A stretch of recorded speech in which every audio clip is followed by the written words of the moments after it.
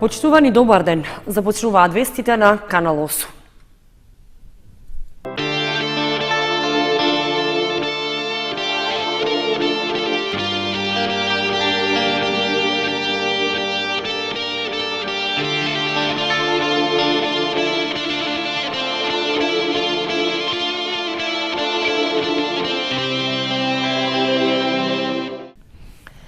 По завршувањето на вториот круг од претседателските избори се сумираат резултатите и се прават пресметки за оствареното.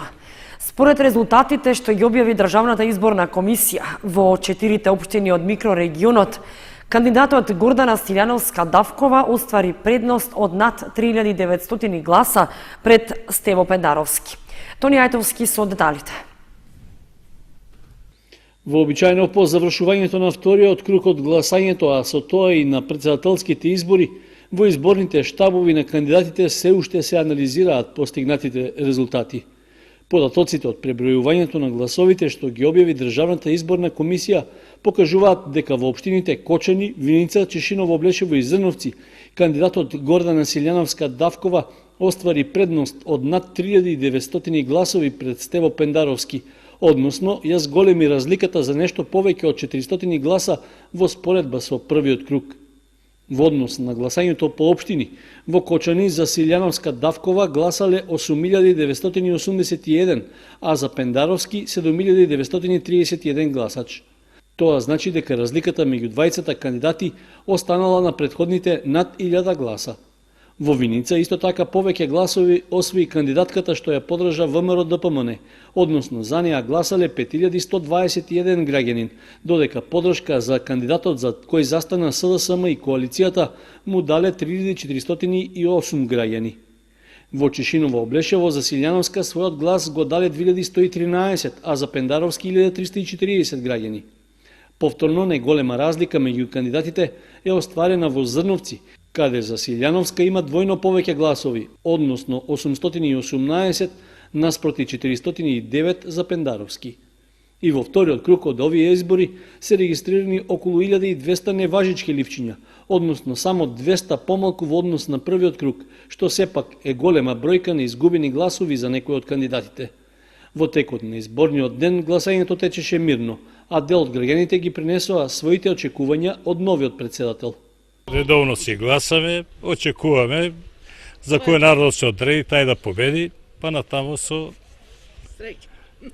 Господ напре што вика старите. Да, татко на нацијата да представува и ќе представува.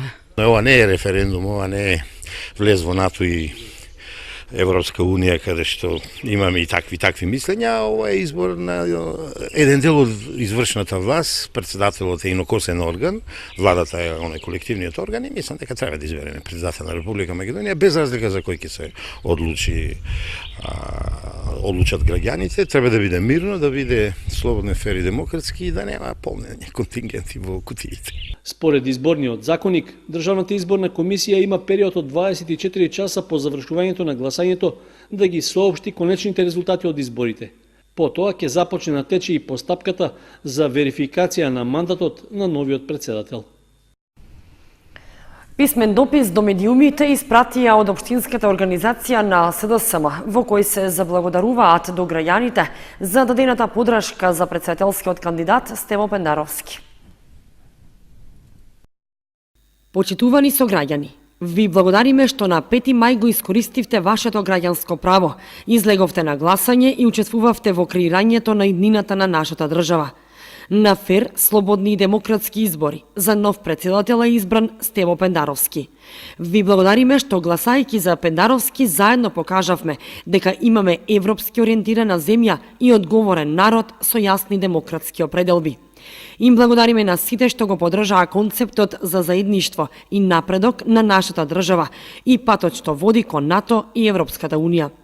Како партија остануваме доследни на нашите ветувања од уште поголемо залагање во реализацијата на поставените цели за подобар и поквалитетен живот во сите сегменти од нашата локална средина.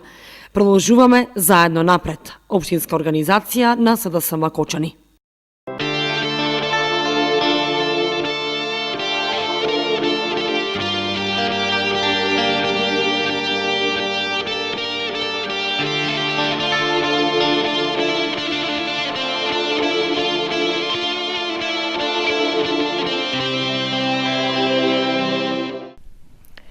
Потешка сообраќајна несреќа се случила викендов кај Тракање, при што во судир на мопед и пешак едно лице се здобило со сериозни повреди.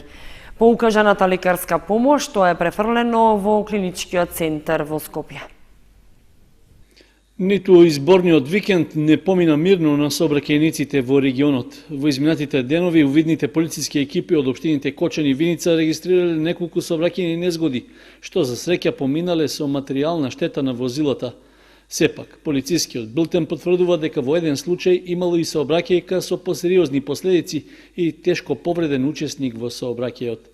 Според информацијата од Министерството за внатрешни работи, во неделата околу 21 часот и 45 минути во близина на влезот на селото Тракање, мопед Априлија РС-50 со кочански регистарски ознаки, што го управувал 19 годишниот ТТ од Тракање, а на кој се превезувало и 14 годишно лице, удрил во 16 годишен пешак од селото Тракање. Во незгодата пешакот се здобил со тешки телесни повреди, па со возило на итната медицинска помош било пренесено во комплексот клиники Мајка Тереза во Скопје. Вообичаено, на местото на несреќата, од полицијата велат дека бил направен увид. Музеот Теракота од Виница за прв пат започна истражување на археолошкиот локалитет Русалински гробишта, каде се констатирани повеќе гробови и 2 тумоли. Датирањето на истите доправа ќе се утврдува. После Коколов рит, локалитетот во атарот на Виничка Кршла, на кој музеот Теракота работеше во изминативе години и ископувањата вродија со интересни податоци и артефакти од железното и римско време. Денови век група студенти од студиите по археологија, предводени од археолозите во музеј Теракота, работат на нови ископувања и истражувања на локалитетот Русалински гробишта, исто во атарот на селото Кршла. Констатиравме повеќе гробови и 2 тумули. Конструкцијата на гробовите се од камени плочи, чии димензии достигнуваат до 1,5 метар. Локалитетот се наоѓа на обработлива површина и е подложен на уништување од механизација, а со самото тоа што гробовите се на површината на теренот, стравуваме и од нелегални ископувања од страна на дивите копачи. Имајќи во предвид дека овој археолошки локалитет досега никогаш не бил истражуван и имаме многу малку податоци за истиот, освен оние што се прибележени во археолошката карта на Македонија при рекогносцирања направени во 1979 година од страна на археолог Звонко Белдедовски и археолог Цоне Крстевски. Со овие археолошки истражувања планираме да добиеме точна слика за временскиот период кога била користена некрополата, а пак преку движниот материјал да добиеме повеќе информации за погребните форми и обичаи во овој многу малку истражуван регион. Исто така би добиле нова покомплетна слика за еден микрорегион на кој престојувале пајонците. Додека пак новооткриените наоди ќе ја збогатат музејската збирка на локалниот археолошки историски музеј Теракота Виница. Овој локалитет е дополнителен предизвик и за студентите од археологија. Благодарни сме на музеот Теракота кој се наоѓа во Виница за тоа што ни овозможи да добиеме практично сознание што ќе ни користи во понатамошната иднина. Локалитетот пред се е некропола, односно се стари гробишта. Не е тежок предизвик, се разбира доколку имаме претходно искуство на терени. Во главно теренот е доста интересен. Со целосно истражување и продлабочено проучување на некрополата, целта е добивање сознанија за историските прилики, етничкиот субстрат, определување на границите на некрополата и нејзино ставање во поширок контекст во рамките на погребните манифестации во овој дел на Македонија. Со песни, ора и обичаи и годинава се организираше традиционалниот Ѓурѓовденски фолклорен фестивал во Оризари. Учество земаа фолклорни ансамбли од Бугарија, Црна Гора, Словенија и Македонија. Во организација на фолклорниот ансамбл Љупчо Сантов од 2 до 5 мај во Оризари се одржа 6-тиот меѓународен фолклорен фестивал Ѓурѓовденски обичаи, песни и ора. Чувањето на материјалното и духовното наследство, како што се песните, ората, обичаите, е чување на традиционалните и културните вредности. Организирајќи ја оваа манифестација, сите заедно даваме придонес кон тоа и ја пренесуваме традицијата на идните генерации, рече на отворањето на манифестацијата градоначалникот на Кочани Николчо Илиев. Годинава за прв пат традиционалните ѓурѓовденски обичаи, биењето млеко, подготовката на масло, ѓурѓовденскиот зелник, покрај во Оризари се прикажаа и во Зрновци. На двата фолклорни концерта настапија ансамблите Биела од Херцег Нови, Црнагора, Македонското културно друштво Кирил и Методи од Крањ, Словенија, танцовиот состав од Бобошево, Бугарија, Никола Јонков Вапцаров од Делчево, Кирил и Методи од Иловица, Босилево, како и кочанските фолклорни ансамбли Кочани, Руен, Љупчо Сантов и Мугри. Председателот на фолклорниот ансамбл Љупчо Сантов Александар Тошев ја истакна соработката и поддршката на манифестацијата од локалното население. Според Тошев, вредните оризарки сукали и подариле 15 зелници и 30 литри биена матеница. На сцената има две жени кои што покажуваат на публиката, на луѓето од страна, па и на нашите помлади генерации како се сука зелник, исто така како се бие млеко во бутим, како се прави матеница, како се прави масло и исто така и од нашите вредни домаќинки има подготвено веќе дома и донесени тука испечено 15 традиционални зелници кои по завршувањето на овој фолклорен концерт ќе бидат дегустирани како што од учесниците на фестивалот, така и од публиката. Единствена цел е дружбата помеѓу самите деца од различни места, од различни држави и на некој начин покажувајќи и културата, самата култура различна од земјите во кои што доваѓаат, исто така нашите од Крањ, за да видат, бидејќи мислам дека веќе некои имат позаборавено како се прави оваа традиција, за да се потсетат. Имаме тука и ветерани од Свети Кирил и Методи од Крањ, кои што просто кажано се ежат на самата манифестација. Најпрво сакам да ги честитам празникот Ѓурѓевден на сите наши верници, истовремено да заблагодарам на нашите другари, колеги, фолклорни ансамбли кои дојде, кои спочитуваа нашата покана, да ни бидат гости, да го разубавиме нашето село со игри, ора и песни. Да не застане традицијата, да продолжи, да го сочуваме тоа што го имаме, тоа е еден убав момент. Значи, уште еднаш, благодарност до овие убави луѓе, дечиња, облечени во носија, кои треба да чуваат својата традиција и да продолжи. Очекуваме дека до година и после тоа пак ќе продолжиме фестивалот да го подигнеме на уште поголемо ниво. И гостите задоволни од гостопримството на домаќините на фестивалот. И велико нам е задоволство што смо добили. Огромно задоволство ни е што добивме покана од фолклорниот ансамбл Љупчо Сантов од Оризари, што ни се пружи можност да учествуваме на овој фестивал.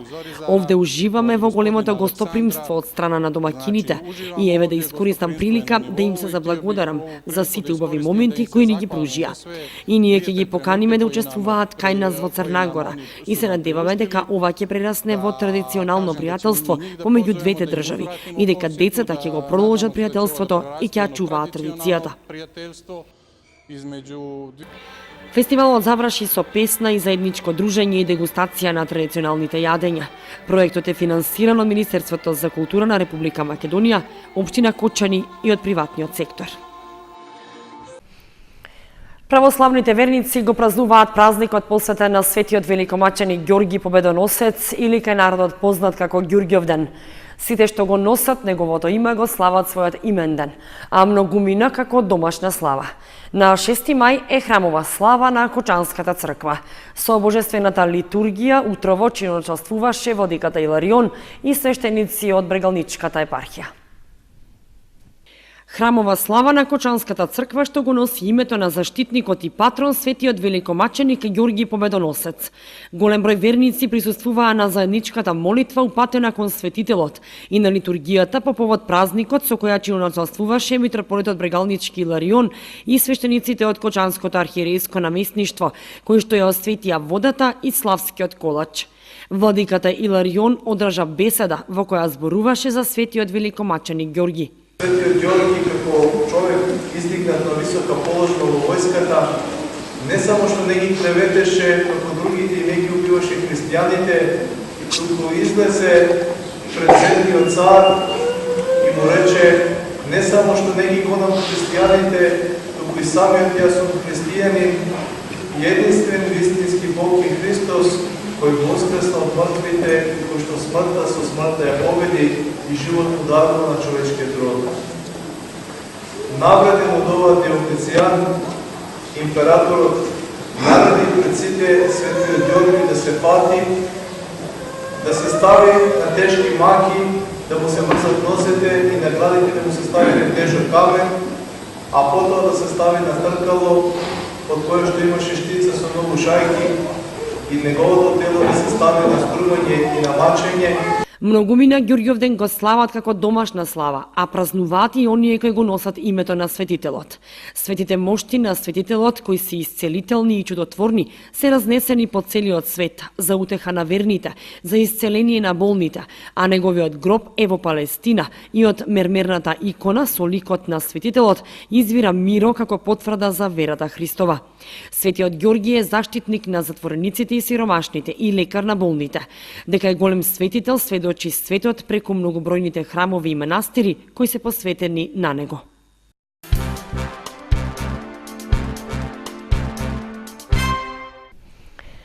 Една прва, две втори, две трети награди и пофалници освоија учениците од Средното училиште Гошо Викентиев на државните надпревари за електротехничките, машинските и сообраќајните училишта што се одржаа во Битола.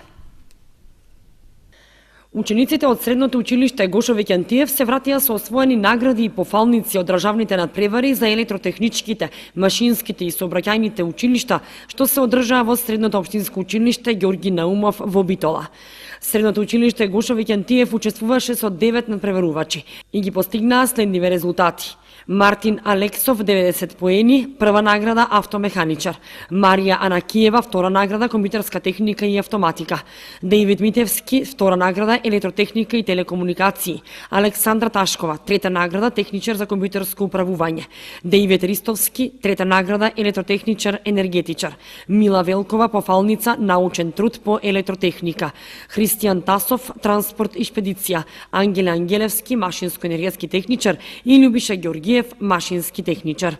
Со ваков труд учениците ќе продолжат да се подготвуваат и за следни надпревари, од кои исто така очекуваат резултати. Стендап комедија со Никола Тодоровски и Бојан Велевски, како и музика и забава со Виктор Постолов, Благица Арсова, Живко Колев и Искра Трпевска се одржа во саботата во Центарот за култура Бели Мугри. Настанот беше хуманитарен за помош на Славица Димитрова од Кочани. Уште еден успешен настан организираа група млади хумани лица за помош на Славица Димитрова од Кочани, на која што и се потребни средства да замине на лекување на очите во Русија. На настанот имаше музика, но и стендап комедија со познати комичари.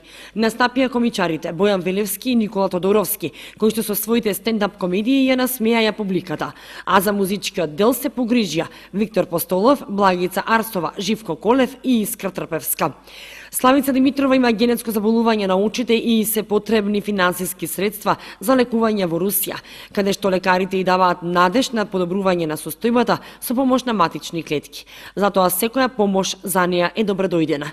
За време на великденските празници, младите хумани луѓе за Димитрова беа поставиле и хуманитарни штандови, на кои граѓаните имаа можност да донираат и на тој начин да ја помогнат.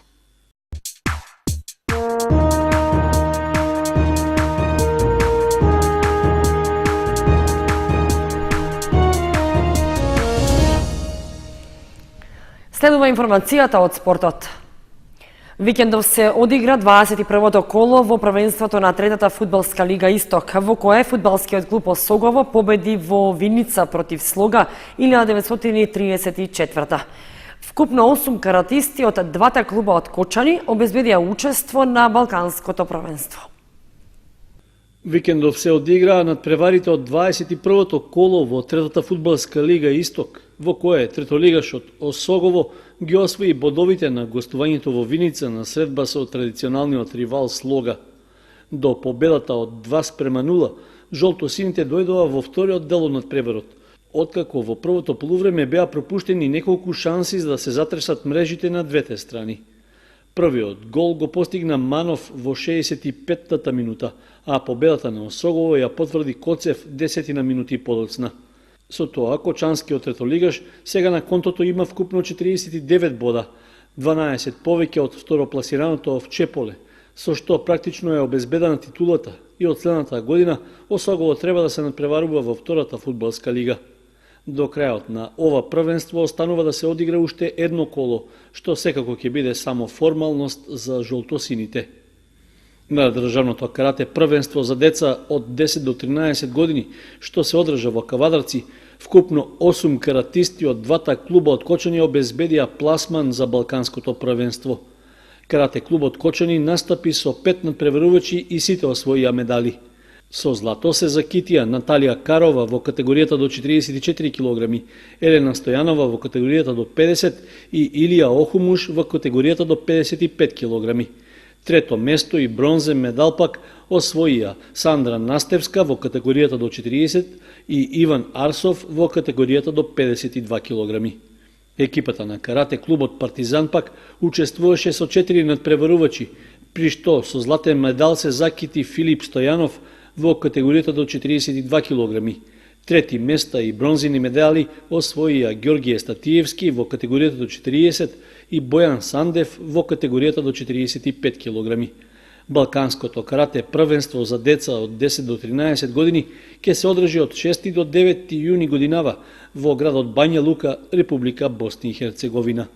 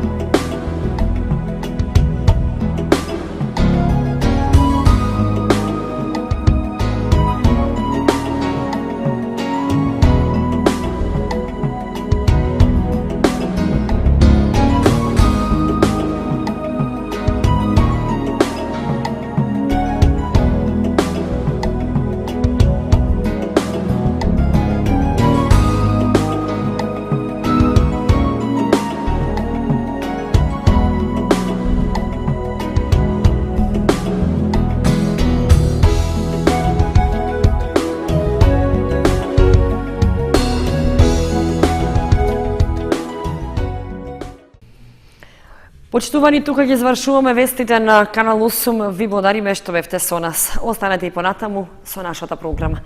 Довидување.